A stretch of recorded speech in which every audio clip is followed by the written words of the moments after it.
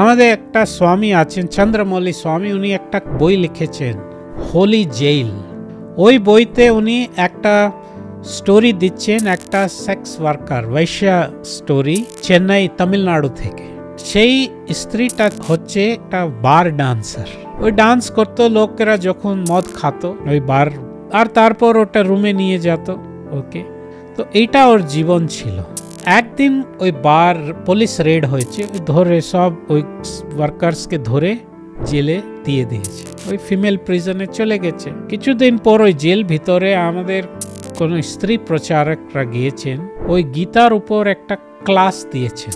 ওই যে আমাদের বার ডান্সার, ওকে খুব ভালো লাগলো ওই গীতার কথাটা, ওই গীতা কিনে নিয়েছে, কম রেটে ছিল, কিনে নিয়েছে, গীতা নিল আর জেলের ভিতরে গীতা পড়তো। তারপর ওর বেল হয়ে গেছে। তো বেল হওয়া যাওয়ার পর কি করবে, আর তো কোনো কাজ জানে না বার ডান্স থেকে, আবার ওই বার গিয়ে ডান্সিং শুরু করে দিয়েছে। আর যখন ডান্স হয়ে গেল, গীতা পড়তে লাগলো। তারপর যখন কাস্টমার বলছে আসো, চলে গেল, আবার টাকা নিয়ে ওর সঙ্গে আবার গীতা পড়তে শুরু করলো। এই পড়ার যখন লাস্ট পেজে এসেছে, আবার পুলিশ রেড হয়েছে, কিন্তু এবার ওই গীতা তুলে ওই পিছন দরজা থেকে পালিয়ে গেল, ধরা পড়েনি। ওই বারকে পুলিশ লক করে দিয়েছে। কি করবে তাহলে? আরো একটা বার খুঁজে ওখানে চাকরি পেয়েছে। গীতা তো হয়ে গেল, তাহলে কি করবে? ভক্তদেরকে লিখেছে আমাকে আরো একটা বইটা পাঠান। ওরা কিছু ভলিউম শ্রীমদ্ ভাগবতম, গীতার পর আসছে শ্রীমদ্ ভাগবত, ওই কিছু ভলিউম শ্রীমদ্ ভাগবতম ও দিয়েছে। ওই ভাগবতটাকে রাখে, আর এক হাতে মদ থাকে, এক হাতে সিগারেট, আর খেতে খেতে ওই ভাগবত স্টাডি করে। আর যখন কাস্টমার কল করে আবার যায়, আবার টাকা নিয়ে আসে, আবার বসে ওই ভাগবতম পড়তে থাকে। এইরকম ভাগবতম পড়তে পড়তে আবার রেড হলো। এইবার ধরা পড়েছে, পুলিশ নিয়ে গেছে। ওই জেল ভিতরে আবার একটা ভক্ত এসছে, ও মালা দিয়েছে। তাহলে জেল ভিতরে আমাদের এই ডান্সারটা কি করলো, ওই জপ ভগবানের হরিনাম শুরু করে দিয়েছে। হরে কৃষ্ণ কৃষ্ণ কৃষ্ণ হরে হরে, হরে রাম রাম রাম।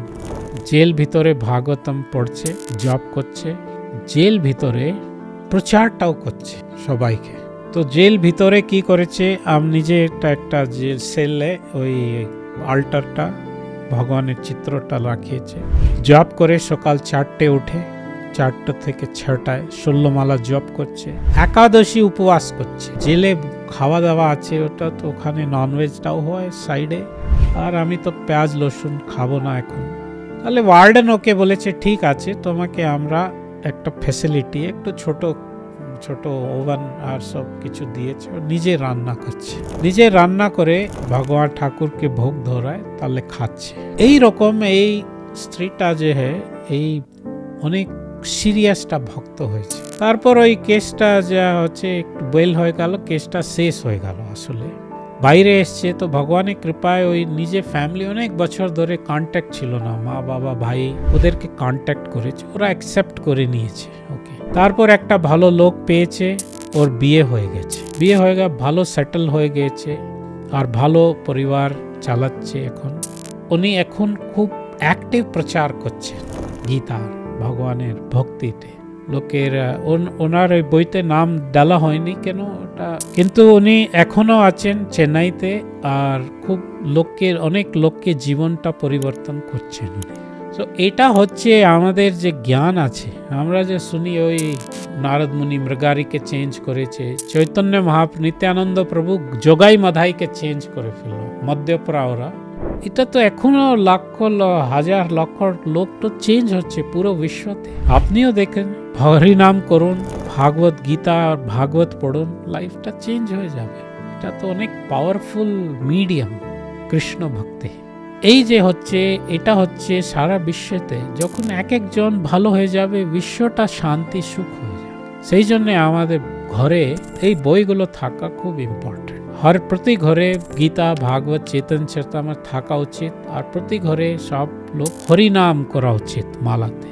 হরে কৃষ্ণ কৃষ্ণ কৃষ্ণ হরে হরে, হরে রাম রাম রাম হরে। জীবনে সব অনর্থ জিনিসগুলো চলে যায়।